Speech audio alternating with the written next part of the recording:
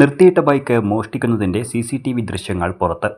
Mannarkkad municipality കെട്ടിടത്തിന് സമീപത്തു നിന്ന് ബൈക്ക് മോഷ്ടിക്കുന്നതിൻ്റെ ദൃശ്യങ്ങളാണ് പുറത്തു വന്നിരിക്കുന്നത്. മെയ് 5-ന് ഉച്ചയ്ക്ക് മുനിസിപ്പാലിറ്റിക്ക് സമീപത്തുള്ള കുറുവണ്ണ കോംപ്ലക്സിൽ വെറൈറ്റി ചിക്കൻ കടയ്ക്ക് മുന്നിൽ വെച്ചിരുന്ന ബൈക്കാണ് മോഷ്ടിച്ചത്.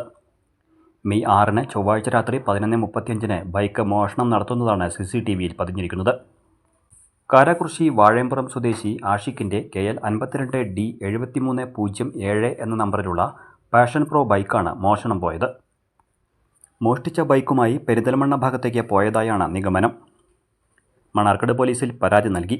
പോലീസ് അന്വേഷണം ആരംഭിച്ചിട്ടുണ്ട്.